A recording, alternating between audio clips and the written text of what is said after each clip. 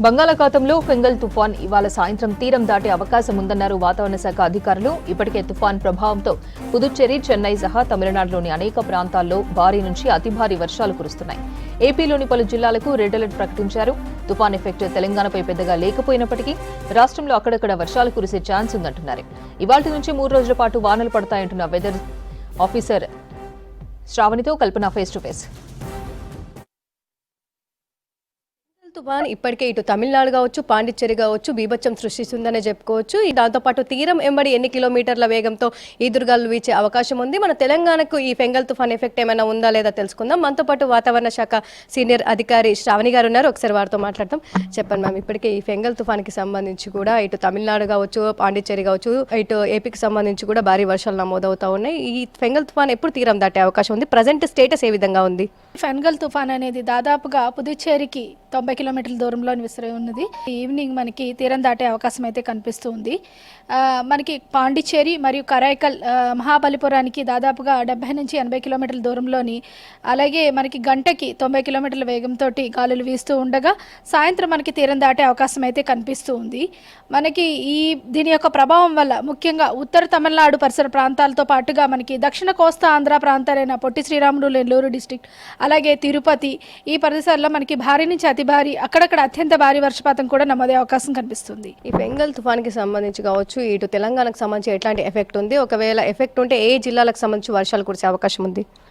ఈ తుఫాను తీరం దాటిన తరువాత మనకి తెలంగాణ మీద కొంత ప్రభావం ఉండే అవకాశం అయితే కనిపిస్తుంది. అది ముఖ్యంగా ఈస్టర్లీ అంటే తూర్పు దిశ నుంచి బలమైన గాలులు వీసే అవకాశం ఉన్నందున తీరం దాటిన తర్వాత, అంటే దాదాపుగా మనకి పుదుచ్చేరి తీరం దాటిన తర్వాత ఉత్తర తమిళనాడు పరిసర ప్రాంతాల నుంచి దాదాపుగా దక్షిణ కర్ణాటక ప్రాంతం మీదుగా అది బలహీనపడుతుంది. పూర్తిగాన మనకి అల్పపీడనంగా కూడా మారే అవకాశం ఉంది. ఈ సమయంలో మనకి తెలంగాణలో ముఖ్యంగా ఈశాన్య తెలంగాణ జిల్లాలైన భద్రాద్రి కొత్తగూడెం, ఖమ్మం, నల్గొండ, సూర్యాపేట ఈ పరిసర ప్రాంతాల్లో మనకి 1, 2వ తేదీలో కొద్దిగా మోస్తరు వర్షాలు నమోదే అవకాశం అయితే కనిపిస్తుంది.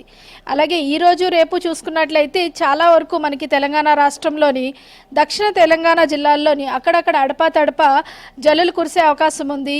రాష్ట్రం మొత్తం మీదుగా కొద్దిగా మేఘావృతమైన వాతావరణం ఉండే అవకాశం ఉంది. తీరం వెంబడి ఎట్లాగో చూసుకున్నట్టయితే దాదాపు 70 నుంచి 90 కిలోమీటర్ల వేగంతో ఈదురుగాలు వీచే అవకాశం ఉందని చెప్తా ఉన్నారు కదా. సో మన తెలంగాణకు సంబంధించి ఎట్లాంటి ఈదురుగాలకు సంబంధించి ఏమైనా అలర్ట్స్ ఇచ్చారా?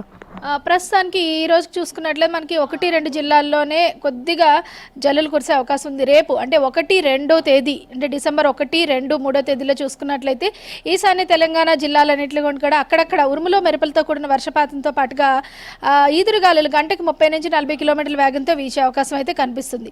ముఖ్యంగా అలర్ట్స్ చూసుకున్నట్లయితే మనకి జయశంకర్, భూపాలపల్లి, ములుగు, భద్రాద్రి కొత్తగూడెం, ఖమ్మం, నల్గొండ, సూర్యాపేట జిల్లాలో అధికంగా ఉండే అవకాశం కనిపిస్తుంది. సో చూసుకున్నట్టయితే ఈ మధ్యకాలంలో చలి తీవ్రత కూడా అధికంగా కనిపిస్తూ ఉంది.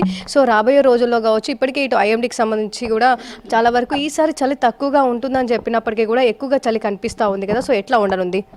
ప్రస్తుతం చూసుకున్నట్లయితే మనకు ఉత్తర తెలంగాణ జిల్లాలో చాలా వరకు కూడా ఉష్ణోగ్రతలు గత 2 రోజుల్లోని కొద్దిగా తగ్గుముఖం పట్టడం జరిగింది. అలాగే ఆదిలాబాద్ జిల్లాలో కూడా 2 రోజులు వరుసగా మనకి 10 డిగ్రీల కంటే తక్కువ ఉష్ణోగ్రత నమోదవడం అయితే జరిగింది. అయితే ఈ తుఫాన్ తీరం దాటే సమయంలో కొద్దిగా రాత్రిపూట ఉష్ణోగ్రతలు పెరిగే అవకాశం కనిపిస్తూ ఉన్నందున ప్రస్తుతానికి రాష్ట్రం మొత్తం మీదుగా రాత్రిపూట అంటే కనిష్ట ఉష్ణోగ్రతలు 2 నుంచి 3 డిగ్రీలు అధికంగానే నమోదవుతూ ఉన్నాయి.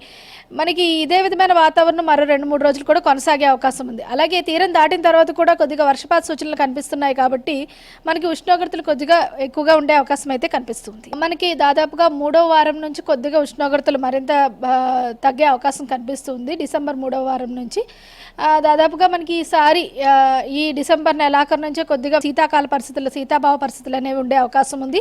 అలాగే మనకి జనవరిలో కూడా ఒక స్పెల్ మనకి ఈ కోల్డ్ వేవ్ కండిషన్స్ ఉండే అవకాశం అయితే కనిపిస్తుంది. ఈసారి ఈ నవంబర్, డిసెంబర్ కావచ్చు లానినో ఎఫెక్ట్ ఉందని చెప్పారు. అంటే లానినో ఎఫెక్ట్ కారణంగానే మనకు వర్షాలు కావచ్చు, ఈ చలి తీవ్రత ఎక్కువగా ఉండే అవకాశం ఏమైనా కనిపిస్తుందా?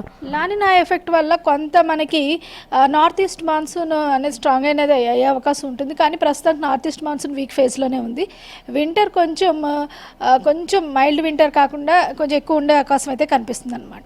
ఈ రోజు కావచ్చు, రేపు కావచ్చు, ఎల్లుండి కావచ్చు, వచ్చే 3 రోజుల పాటు కూడా తేలికపాటి నుంచి మోస్తారు వర్షాలు అక్కడక్కడ కురిసే అవకాశం ఉండడంతో పలు జిల్లాలకైతే అలర్ట్స్ జారీ చేశారు. దాంతోపాటు ఈదురుగాలులకు సంబంధించి కూడా 30 నుంచి 40 కిలోమీటర్లు పలు జిల్లాల్లో, దాంతోపాటు 40 నుంచి 50 కిలోమీటర్ల వేగంతో ఈదురుగాలు వీచే అవకాశం ఉండడంతో ఆ జిల్లాలకైతే ఎల్లో అలర్ట్ జారీ చేశారని చెప్పుకోవచ్చు. ఇక ఓవరాల్ గా చూసుకున్నట్టయితే కూడా ఈ ఫెంగల్ తుఫాన్ తీరం దాటిన తర్వాతనే మన తెలంగాణకైతే ఎఫెక్ట్ ఉండే అవకాశం ఉందని చెప్తా ఉన్నారు.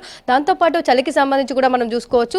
సో ఈ మధ్య కాలంలో చలి తీవ్రత కూడా పెరిగే అవకాశం ఉందని చెప్పేసి ఈ చలికాలం చూసుకున్నట్టయితే చాలా వరకు చలి అయితే ఉంటుందని అయితే చెప్తున్న సిచ్యువేషన్స్ అయితే ఉన్నాయి. కెమెరా పర్సన్ శ్రీనివాస్తో కల్పన, V6 న్యూస్, హైదరాబాద్.